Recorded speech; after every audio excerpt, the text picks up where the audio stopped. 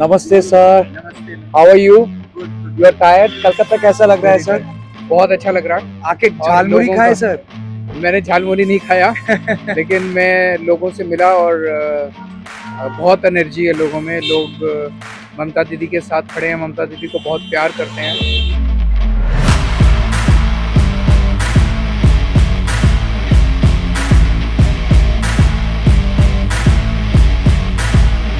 अभी तो चुनाव हुए भी नहीं है और बीजेपी ने 90 लाख लोगों के वोट कटवा दिए। मोदी जी और अमित शाह जी ईमानदार तरीके से चुनाव नहीं लड़ सकते, वो बहुत अनपॉपुलर हो गए हैं। डंके की चोट पर घुसपैठियों को चेतावनी देना चाहता हूं। 29 अप्रैल से पहले बंगाल और हिंदुस्तान छोड़ दे। और ये चुनाव में जनता जब खड़ी होगी और इन दोनों को हराएगी। हंगरी का भी एक डिक्टेटर था, जब जनता खड़ी हुई तो उस डिक्टेटर को हराया ना अभी रिसेंटली, तो ये डिक्टेटर भी हारेगा।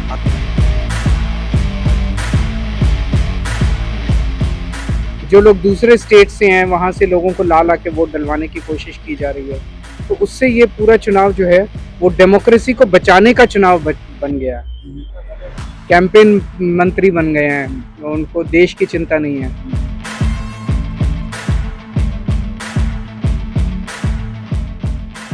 बीजेपी राहुल गांधी जी के वीडियोस को ट्वीट कर रही है।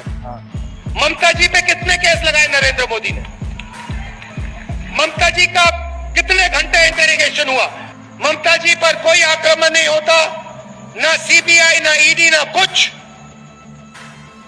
क्यों? क्योंकि वो बीजेपी से सीधा नहीं लड़ती है। ये सच्चाई पूरा बंगाल जानता है। ऐसे लगता है कि बीजेपी और कांग्रेस मिलकर चुनाव लड़ रहे हैं।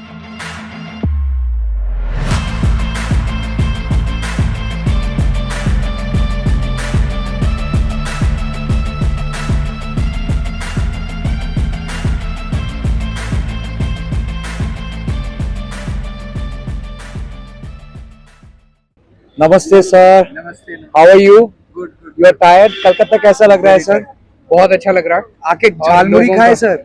मैंने झालमुड़ी नहीं खाया लेकिन मैं लोगों से मिला और बहुत एनर्जी है लोगों में। लोग ममता दीदी के साथ खड़े हैं, ममता दीदी को बहुत प्यार करते हैं और लोग समझ रहे हैं कि अगर बीजेपी आ जाएगी तो उनके अधिकार छीन लेगी। अभी तो चुनाव हुए भी नहीं है और बीजेपी ने 90 लाख लोगों के वोट कटवा दिए। अगर बीजेपी आ गई तो क्या हाल करेगी बंगाल का, बंगालीज का, तो ये लोग समझ रहे हैं और लोग दीदी के साथ खड़े हैं। सर ये जो चुनाव हो रहा है सर, ऐसा चुनाव जहाँ पे लोगों को इंक्लूड करने की जगह लोगों को डिलीट किया गया है। 27 लाख लोगों को लॉजिकल डिस्क्रिपेंसी में छोड़ा गया। बहुत सारे लोगों के पास पासपोर्ट है, बर्थ सर्टिफिकेट है। इलेक्शन कमीशन कह रहे हैं कि ये वोटर लिस्ट साफ कर रहे हैं। आपको लगता है सर? नहीं, मुझे लगता है कि ये पूरा षड्यंत्र है और बहुत बड़ा षड्यंत्र है, जिसमें क्योंकि अब मोदी जी और अमित शाह जी ईमानदार तरीके से चुनाव नहीं लड़ सकते, वो बहुत अनपॉपुलर हो गए हैं। तो उन्होंने ये षड्यंत्र रचा है कि वोटर लिस्ट से नाम कटवा दो, फर्जी वोट ऐड करवा दो और वोटर लिस्ट को मैनिपुलेट करके जीतने का ये पूरा षड्यंत्र रचा गया है। और 90 लाख लोगों को डिसइनफ्रेंचाइज करके उनके वोट काट के अगर इस तरह से वो चुनाव जीतेंगे तो ये पूरा चुनाव अल्टीमेटली उसी के ऊपर आके टिक गया है कि किस तरह से लोगों के मास स्केल पे वोट काटे जा रहे हैं। और पूरा वेस्ट बंगाल इसी मुद्दे के ऊपर ममता दीदी के साथ खड़ा है। आपको लगता है सर दिल्ली में भी ऐसा कुछ हुआ था? दिल्ली में हुआ था, मेरी अपनी विधानसभा में 1,48,000 वोट्स थे पिछले चुनाव में। और जब मैं जेल से वापस लौटा तो देवर ओनली 1,06,000 वोट्स।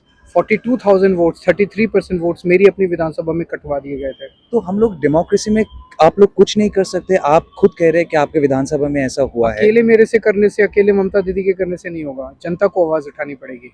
और ये चुनाव में जनता जब खड़ी होगी और इन दोनों को हराएगी। हंगरी का भी एक डिक्टेटर था, जब जनता खड़ी हुई तो उस डिक्टेटर को हराया ना अभी रिसेंटली, तो ये डिक्टेटर भी हारेगा। आपको लगता है कि इंडिया में अभी डिक्टेटोरियलशिप चल रहा है? पूरा बहुत ज्यादा डिक्टेटरशिप चल रहा है। ओके सर, ममता बनर्जी के जो फाइट है, ये जो कैंपेन आप नजदीकी से देख के आए, कैंपेन करके आए, कैसे देखते हैं उनको? और ये चुनाव क्या आपको लगता है हिस्टोरिक है? हिस्टोरिक बन सकता है? बिल्कुल हिस्टोरिक बन गया है ये। अगर तो बीजेपी, मोदी जी, अमित शाह इसको ईमानदारी से लड़ते तो एक नॉर्मल चुनाव होता। लेकिन जिस तरह से मास स्केल में वोटर डिलीशन, 90 लाख वोट कटवा दिए गए और लाखों वोट फर्जी ऐड करवा दिए गए, जो लोग दूसरे स्टेट से हैं वहाँ से लोगों को ला के वोट डलवाने की कोशिश की जा रही है। तो उससे ये पूरा चुनाव जो है वो डेमोक्रेसी को बचाने का चुनाव बन गया। और सर, ये प्रधानमंत्री जो अभी चुनाव के दौरे में है, कलकत्ता में है, आज भी रोड शो किया। अमित शाह 15-16 दिन से कलकत्ता में है। प्रधानमंत्री झालमुड़ी खाए, बहुत बढ़िया चीज है, लेकिन मणिपुर बगल में है, चल रहा है सर। तो उनको वो एक्चुअली प्रॉब्लम ये हो गई कि हमारे प्रधानमंत्री केवल इलेक्शन कैंपेन मंत्री बन गए हैं, उनको देश की चिंता नहीं है। मणिपुर जल रहा है, देश की इतनी समस्याएं हैं, रोज ट्रम्प गालियां दे रहा है, अमेरिका हमें इंसल्ट कर रहा है, ईरान के साथ प्रॉब्लम्स हो रही हैं, मतलब तेल नहीं है, तेल की दिक्कत हो रही है, सिलेंडर नहीं है लोगों के पास, किसी चीज़ की चिंता नहीं है, बस सारा दिन रोड शो करते रहते हैं, कैंपेनिंग करते रहते हैं, कभी यहाँ कभी वहाँ। सर, दिल्ली की मुख्यमंत्री मिस रेखा गुप्ता वो आई इधर पे, उन्होंने कहा बीजेपी अगर पावर में आए तो महिलाओं को 3,000 रुपए मिलेगा। वहाँ पे 2,500 देने को बोला था उन्होंने। अच्छा। लास्ट ईयर 25 में, फरवरी 25 में चुनाव हुए। प्रधानमंत्री ने कहा था कि 8 मार्च को, लास्ट ईयर 8 मार्च को हर महिला के अकाउंट में 2,500 आ जाएगा। लास्ट ईयर का 8 मार्च भी बीत गया, इस साल का 8 मार्च भी, अभी तक किसी को एक पैसा नहीं मिला।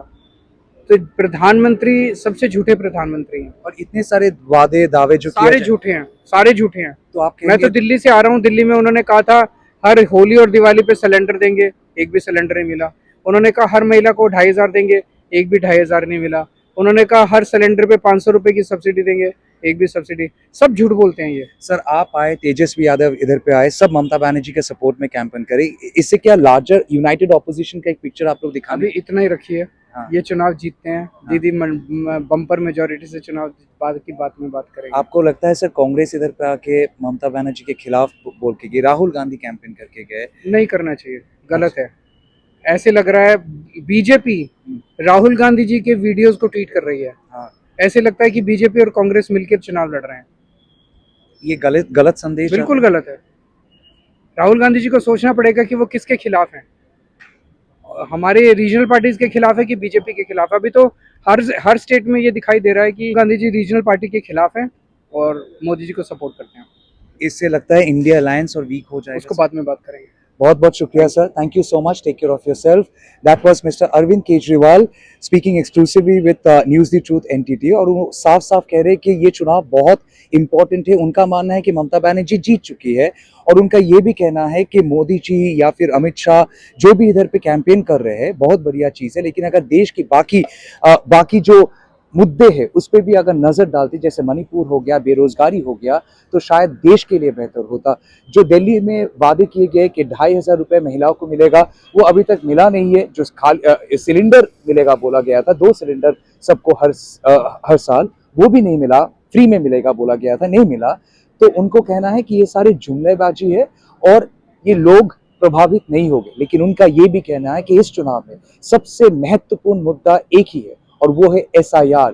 जिस तरीके से लोगों की वोट काटे गए, उससे लोगों की जो अधिकार छीना गया, और इसके खिलाफ लोग शायद वोट डालेंगे, बीजेपी के खिलाफ वोट डालेंगे। और आखिर में राहुल गांधी जो आके इधर पे ममता बनर्जी के खिलाफ बोल के गए, तृणमूल कांग्रेस के खिलाफ बोल के गए, क्या इससे चुनावी जो लड़ाई है ऑपोजिशन के लिए ये और कमजोर हो जाती है? उनका कहना है कि राहुल गांधी को ऐसा नहीं करना चाहिए था। कि बीजेपी राहुल गांधी के वीडियोस अभी शेयर कर रहे हैं, इससे लगता है जैसे राहुल गांधी और बीजेपी एक हो गए और बिखर गया है ऑपोजिशन। तेजस्वी यादव, अरविंद केजरीवाल सब है मैदान में ममता बनर्जी के लिए। क्या इसका असर चुनाव में पड़ेगा? नतीजा आएगा 4 मई 2026 को। कैमरा पर्सन रॉनी छात्रा को साथ में लेकर, तीताश मुखर्जी को साथ में लेकर कलकत्ता से Kamal Shah, News the Truth NTT के लिए।